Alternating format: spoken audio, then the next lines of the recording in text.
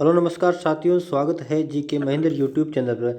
दोस्तों आज हम रीट के अंदर जो कि सिलेक्ट हुए उनके डॉक्यूमेंट्स की बात करेंगे। जो कौन कौन से डॉक्यूमेंट आपको चाहिए, जो कि जो थे रीट, चाहे L1 हो चाहे L2 हो, दोनों के लिए जो कि आराम से आप वीडियो को पूरा ध्यान से देखें। कौन कौन से डॉक्यूमेंट्स आपको अब तैयार करने हैं ताकि आप डॉक्यूमेंट्स वेरिफिकेशन करवा सके। तो दोस्तों आइए वीडियो स्टार्ट करते हैं। तो उससे पहले अगर आपने चैनल को सब्सक्राइब नहीं किया है तो प्लीज़ चैनल को सब्सक्राइब कर लें। दोस्तों चलिए कि कौन कौन से डॉक्यूमेंट्स की ज़रूरत हमें पड़ेगी। तो दोस्तों फर्स्ट तो देखेंगे कि पहले इसमें मूल आवेदन पत्र कौन सा हो जाएगा। जो मूल आवेदन पत्र जो कि आपने आवेदन किया था, जो कि फॉर्म भरा था ना आपने रीट का, इसका 3rd ग्रेड का फॉर्म भरा था, उस समय जो मूल आवेदन था वो चाहिए। दोस्तों आधार कार्ड की प्रति, जो आपका जो आधार कार्ड है उसकी प्रति आपको चाहिए। उसके बाद 10वीं की 10th की मार्कशीट आपको चाहिए। 10th की मार्कशीट जो कि आपने कक्षा, और 10th के बाद में 12th की जो मार्कशीट है वो भी 10th की 12th की मार्कशीट चाहिए। स्नातक मार्कशीट, जो स्नातक अगर आपने BA BEd BSc BEd या फिर कुछ भी किया, जो कि स्नातक है आप ग्रेजुएशन, उसकी मार्कशीट, और डिग्री और प्रोविजनल, डिग्री या प्रोविजनल। तो दोस्तों अगर आप मतलब आपकी डिग्री आ चुकी है स्नातक की तो आपको डिग्री चाहिए, नहीं तो आपको प्रोविजनल। ये दोस्तों जो कि BEd वाले हैं, मतलब जिन्होंने BEd की है L2 के अंदर ये लागू होगा, या तो आपने डिग्री या प्रोविजनल। और उसके बाद में स्नातकोत्तर, जो कि आपके जो MA है, MA की मार्कशीट और डिग्री, ये जो L2 उनके लिए होगा, ये अनिवार्य नहीं है। स्नातकोत्तर जो कि ये स्नातकोत्तर अनिवार्य नहीं है। तो दोस्तों L1 के लिए अगर आगे बात करेंगी तो ये अनिवार्य नहीं, ये दोनों जो है ये L2 के लिए, स्पेशल L2 के। तो L1 इसमें इसकी इनके पास नहीं है तो कोई दिक्कत नहीं है। अगर और BEd की मार्कशीट, जो कि BEd है आपने की थी, जो BEd वालों के लिए, और जो BSTC डिप्लोमा L1 वाले हैं, L1 के लिए जो BSTC डिप्लोमा की जो मार्कशीट है वो आपको चाहिए। और उसके बाद में दोस्तों BEd या जो BSTC, अगर आपने जो BEd कॉलेज के अंदर प्रवेश लिया था और जो BSTC की जो प्रवेश लिया था उसकी प्रवेश तिथि चाहिए कि आपने कब BST के अंदर प्रवेश लिया था और BSTC के अंदर प्रवेश लिया था। तो दोस्तों और आगे बात करें, जो विशेष शिक्षक जो कि कोई विशेष शिक्षक है तो उसका जो भारतीय पुनर्वास परिषद है RCI, कौन सा RCI, तो उसका जो उसके द्वारा जारी प्रमाण पत्र आपको देना पड़ेगा, जो कि विशेष शिक्षक के लिए ही है। आगे दोस्तों बात करें कि कौन कौन से चाहिए, तो रीट पात्रता प्रमाण पत्र, जो कि रीट था उसमें 2021 वाले भी हो, जो L1 के लिए चल जाएगा, और L2 के लिए जो 2022 के अंदर हुआ था, 2022 के अंदर, तो उसकी जो रीट पात्रता प्रमाण पत्र चाहिए। उसके बाद मूल निवास प्रमाण पत्र, जो डिजिटल होना चाहिए। क्या होना चाहिए? डिजिटल। इसमें डिजिटल ही चलेगा, जो कि नंबर आते हैं डिजिटल नंबर, वो चलेगा मूल निवास प्रमाण पत्र।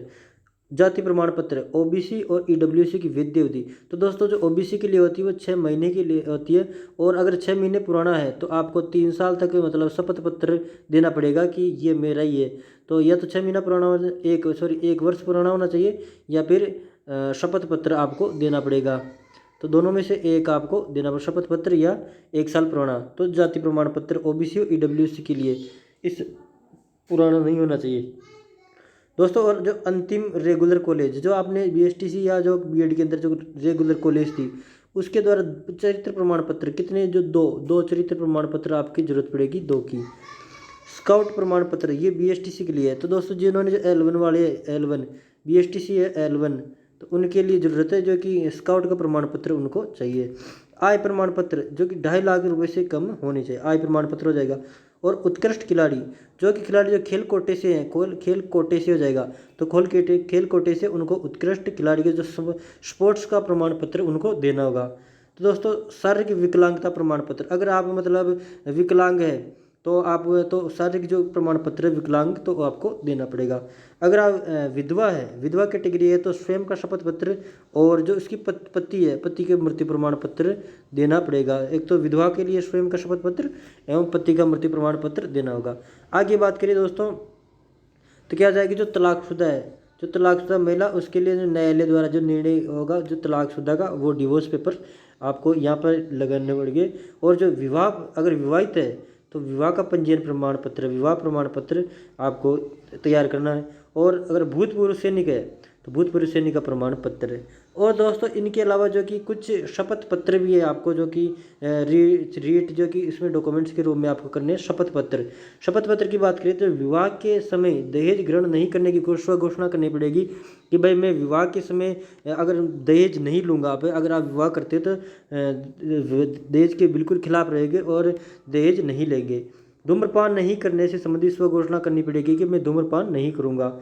और दोस्तों प्रतियोगी परीक्षा से वंचित नहीं किए जाने की स्व घोषणा, उनको घोषणा करने की भी कि मुझे किसी भी प्रकार से जो प्रतियोगी परीक्षाएं हुई उनको किसी भी केस प्रकार से वंचित नहीं किया गया और मुझे बाहर नहीं किया गया, तो ये आपको स्व घोषणा करनी पड़ेगी।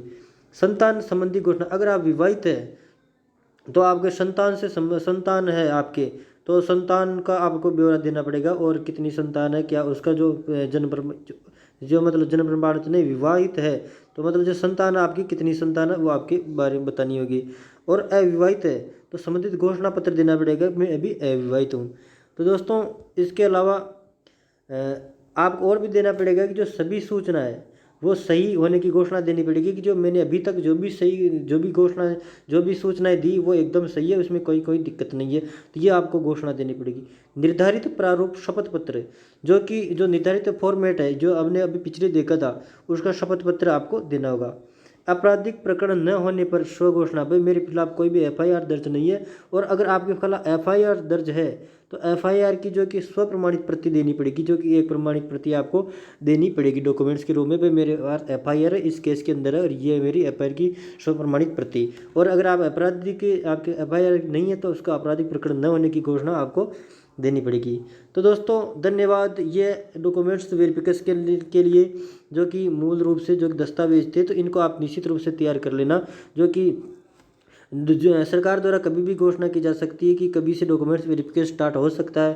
तो दोस्तों धन्यवाद। वीडियो अच्छा लगा तो कृपया लाइक करें, शेयर करें, सब्सक्राइब करें। जय हिंद, जय भारत।